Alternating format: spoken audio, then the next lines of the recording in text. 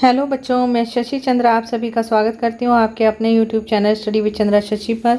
तो प्यारे बच्चों, कैसे हैं आप सभी? आशा करती हूँ आप सभी अच्छे और स्वस्थ होंगे। तो बच्चों, जैसा कि आज आप देख रहे हैं, यहाँ पर हम पढ़ेंगे कितने वर्ग। आपकी जो गणित की किताब है, गणित का जादू, कक्षा 5वीं की, उसका तो तीसरा पार्ट है कितने वर्ग। तो आज हम इसको पढ़ेंगे और समझेंगे। तो चलिए शुरू करते हैं आज का पार्ट। तो सभी बच्चे जो हैं वो क्या करेंगे, चैनल को सब्सक्राइब कर लेंगे और बेल आइकन को प्रेस कर लेंगे, जिससे आगे आने वाली वीडियो का आपको जो है वो टाइम से नोटिफिकेशन मिल जाएगा। तो कितने वर्ग, वर्ग क्या होता है बच्चों? सबसे पहले तो हमें वर्ग देखना है। वर्ग क्या होता है? वर्ग की चारों तरफ की जो लंबाई है और चौड़ाई है वो बराबर होती है, ये होता है वर्ग। ये वाली, ये वाली, ये वाली, इसकी चारों जो लाइनें हैं या कहें चारों भुजाएं, इन्हें कहते हैं भुजाएं। कहते हैं भुजाएं, ये जो लाइनें हैं इन्हें कहते हैं भुजाएं।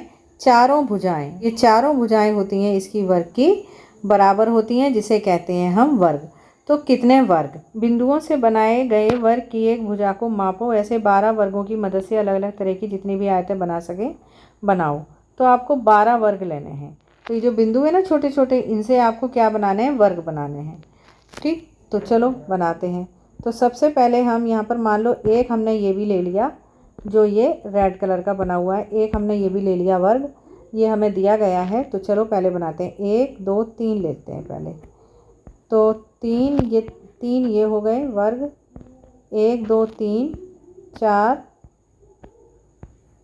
1 2 3 6 7 8 9 और 10 11 12, ये बन गए इस तरीके से। एक वर्ग, एक आयत हमारा ये बन गया। अब दूसरा बनाते हैं। अगर हम यहाँ से इस तरीके से यहाँ से लेते हैं, ये कितने? 1 2 3, एक कितने हो गए? ये 1 2 3 और 3 6, 3 3 9 और 3 4 12, ये तो एक ही जैसे परिमाप के बनेंगे। अब यहाँ पर लेते हैं हम, तो 1 2 3 2 और 1 2 3 4 5 6, तो ये 6 हो गए। एक परिमाप ये बन गया। अब देखो और कौन सा बन सकता है? और ये बन सकता है, अगर हम इस तरीके से यहाँ से चलें, 1 2 3 4 5 6 7 8 9 10 11 12, ये देखो एक ये बन गया इस तरीके से, एक आयत ये बन गया। मतलब अलग अलग तरीके से बनाने हैं, लेकिन हमको लेने 12 बॉक्स हैं। तो अब और कौन सा बन सकता है? यहाँ से 1 2 3, यहाँ से अगर हम बनाएं तो 4 हो गई है। 1 2 3 4, 1 2 3 4 और 4 दूनी 8, 4 तिया 12, ये हो गए 12 बॉक्स। कैसे? देखो यहाँ से इस तरीके से जब हमने बनाए तो ये 12 बॉक्स आपके बनेंगे इस तरीके से। एक ये बन गया। तो 1 2 3 4 5, जब आप ये बनाएंगे तो ये 5 ही बनेंगे आपके। कितने बनेंगे बच्चों? 5 बनेंगे आयत। 1 2 3 4 5। तो सबसे ज़्यादा जो परिमाप है, मतलब जो बाहर का एरिया है हमारा, अगर हम इसका परिमाप मापें तो सबसे ज़्यादा इसका मिलेगा आपको, 5वें नंबर का। ठीक है, तो चलो अब देखते हैं तुम कितनी आयतें बना पाए। तो कितनी आयतें बनाई हमने? 5 बनाई केवल। तो यहाँ पर कितनी बनी है? यहाँ 1 है। हर आयत 12 बराबर वर्गों से बनी है, इसलिए इन सबका क्षेत्रफल तो समान है। मतलब जो अंदर का एरिया होता है वो सबका समान है, जो अंदर की ज़मीन है। घेरे की कुल लंबाई को परिमाप कहते हैं। अब देखो घेरे की कुल लंबाई, मतलब जैसे हमने बताया था कि ये जो होती है, ये बाहर की जो लंबाई होती है ये होती है परिमाप, और जो अंदर का होता है इसको बोलते हैं क्षेत्रफल। तो परिमाप जो थी, कौन से नंबर, किस आयत का परिमाप सबसे लंबा है? तो जो 5वें नंबर का हमने देखा था उसका सबसे लंबा था। और किस आयत का परिमाप सबसे छोटा था? जो हमने 3 नंबर का सबसे पहले यहाँ पर बनाया था। देखो यहाँ पर आपको दिखाई नहीं दे रहा। तो 1 2 3 जो ये हमने बनाया था, कितने हैं, 3 दूनी 6, 3 तिया 9, 3 चौक 12। इसका सबसे छोटा परिमाप था। ठीक है, बाकी सारे बड़े बड़े थे। तो 1 नंबर का यहाँ पर एक नंबर का लिखेंगे और यहाँ पर 5 नंबर का। आगे आप अपनी मर्ज़ी से उसमें बना सकते हैं अलग अलग तरीके के आयत वर्गों से, और फिर उनके नंबर भी आप लिख सकते हैं। डाक टिकट मापो। अब ये डाक टिकट है। अब यहाँ आप देख रहे हो ना, ये छोटे छोटे बॉक्स दे रखे हैं, इसके ऊपर ये जो चित्र हैं ये डाक टिकट के बना रखे हैं। तो यहाँ पर हम डाक टिकट तो देख रहे हैं सारी अलग अलग, ये देखो ये डाक टिकट हैं सारी। ठीक है, जिससे चिट्ठी वगैरह या सब कुछ भेजा जाता है। अब देखो इन मज़ेदार डाक टिकटों को देखो। डाक टिकट D 12 वर्गों को ढक रहा है। हर वर्ग का किनारा 1 सेंटीमीटर है, इसलिए डाक टिकट D का क्षेत्रफल 12 सेंटीमीटर वर्ग है। डाक टिकट D 12, ठीक है, जो डाक टिकट D है वो 12 वर्गों से बना है। ये वाला नापो, 1 2 3 4 5 6 7 8 9 10 11 12। 12 से बना है, तो एक वर्ग हमने कितने का देखा था, कितने का लिख रहा है इसमें, 1 सेंटीमीटर का। तो ये 12 वर्गों से बना है, तो कितना हो गया, 12 सेंटीमीटर का। अब देखो डाक टिकट 1 सेंटीमीटर भुजा वाले कितने वर्गों को ढकता है। यहाँ ए जो है ये कितने वर्ग, जो एक वर्ग है वो हमने देखा 1 सेंटीमीटर का है, तो ये कितने वर्गों को ढक रहा है, यहाँ गिनो आप। एक तो ये वाली लाइन आ रही है और एक ये आ रही है। ये वर्ग इसमें बने हुए हैं जिनको आपको गिनना है, कितने वर्ग जो हैं उनसे ढका हुआ है ये। तो 1 2 3 4 5 6 7 8 9 10 11 12 13 14 15 16 17 18 18 वर्गों से ये बना हुआ है। कहने का मतलब जो ये छोटे छोटे आप वर्ग देख रहे हो ना, बॉक्स देख रहे हो, इसके ऊपर ये बना हुआ है, तो वो 18 है। नीचे जो बॉक्स हैं, जो ये वाले बॉक्स हैं वो 18 हैं, जिनके ऊपर ये जो डाक टिकट बना हुआ है। तो कितने को ढकता है, यहाँ लिखेंगे हम 18। और डाक टिकट B, अब B वाला जो है उसको देखो, B कहाँ पर है, B ये रहा। तो इसको देखो 1 2 3 4 5 6 7 8 वर्गों को ढक रहा है, तो यहाँ लिखेंगे 8। किस डाक टिकट का क्षेत्रफल सबसे ज़्यादा है। यह डाक टिकट 1 सेंटीमीटर भुजा वाले कितने वर्गों को ढकता है। तो सबसे ज़्यादा जो क्षेत्रफल है वो किसका है, क्षेत्रफल किसे किसे बोलते हैं, जो अंदर का भाग होता है। तो सबसे ज़्यादा इसका है ए वाले का, क्योंकि और तो सब छोटे छोटे हैं ना, देख रहे हो आप सब छोटे छोटे हैं, लेकिन ये सबसे बड़ा है, तो इसका क्षेत्रफल सबसे ज़्यादा होगा किसका, ए का। तो किस डाक टिकट का क्षेत्रफल सबसे ज़्यादा है, तो यहाँ लिखेंगे हम ए का। यह डाक टिकट 1 सेंटीमीटर भुजा वाले कितने वर्गों को ढकता है, तो हमने लिखा था 18। सबसे बड़ी डाक टिकट का क्षेत्रफल कितना है, तो 18 वर्ग सेंटीमीटर है, क्योंकि हमने नापा था ना 18 वर्गों पे बना है और एक वर्ग 1 सेंटीमीटर का है, तो 18 वर्ग कितने के हो गए, 18 वर्ग सेंटीमीटर के। कौन से 2 डाक टिकटों का क्षेत्रफल एक जैसा है, तो यहाँ देखो कौन से 2 डाक टिकट हैं जिनका क्षेत्रफल एक जैसा होगा। तो यहाँ पर हम गिन लेते हैं, 1 2 3 4 5 6 7 8 9 10 11 12, तो ये हैं। इसके कितने हैं, 1 2 3 4 5 6 7 8 9 10 11 12। तो टिकट F और F जो है उन दोनों का क्षेत्रफल एक बराबर है। तो यहाँ देखते हैं कौन से 2 डाक टिकटों का क्षेत्रफल एक जैसा है, तो F और D का। हर एक डाक टिकट का क्षेत्रफल कितना है, हर एक डाक टिकट का क्षेत्रफल जो हमने अभी नापे दोनों, कितना है उसका, 12 वर्ग सेंटीमीटर है। सबसे छोटे डाक टिकट का क्षेत्रफल कितने वर्ग सेंटीमीटर, तो सबसे छोटा कौन सा है, ये वाला है, ई वाला। तो 1 2 3 4 है, तो यहाँ पर लिखेंगे हर एक डाक टिकट का क्षेत्रफल कितना है, 4 वर्ग सेंटीमीटर। तो सबसे छोटे डाक टिकट का नहीं, ये हर एक वाले का नहीं है आंसर, ये हर एक वाले का तो हमने लिख दिया था ऊपर 12 वर्ग सेंटीमीटर। सबसे छोटे डाक टिकट का जो है वो कितना है, 4 वर्ग सेंटीमीटर। सबसे छोटे डाक टिकट और सबसे बड़े डाक टिकट के क्षेत्रफल का अंतर वर्ग सेंटीमीटर है। तो सबसे बड़े का कितना था, 18 नापा था हमने, 18 वर्ग सेंटीमीटर ए वाले का। और सबसे छोटा कौन सा था, जब हमने यहाँ देखा था, ये देखो ई वाला, सबसे छोटा तो ये था, और ये सबसे बड़ा ये, और सबसे छोटा ये, तो ये कितना था, 18 था। और ये कितना निकला था, 4 निकला था। तो 18 में से 4 घटा देंगे तो कितने आएंगे, 14। तो आंसर कितना आया, अंतर कितना हुआ, 14 वर्ग सेंटीमीटर का। तो यहाँ पर सबसे पहले हमें सबसे छोटे डाक टिकट और सबसे बड़े डाक टिकट के क्षेत्रफल का अंतर कितना आया, 14 वर्ग सेंटीमीटर, क्योंकि हमने 18 में से 4 घटा दिया तो कितना आया, 14। कुछ पुराने डाक टिकट इकट्ठे करो, उन्हें वर्ग डिग्री पर रखकर उनका क्षेत्रफल और परिमाप पता करो। अंदाज़ा लगाओ।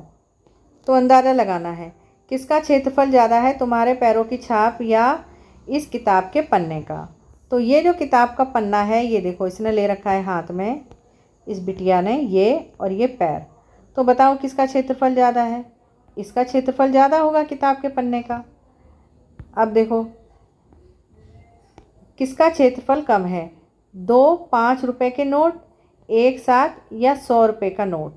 तो इसके लिए तो भैया आपको मेहनत करनी पड़ेगी कि 2 5 रुपए के नोट आपको लेने पड़ेंगे इस तरीके से, 5 रुपये और 5 रुपये के नोट।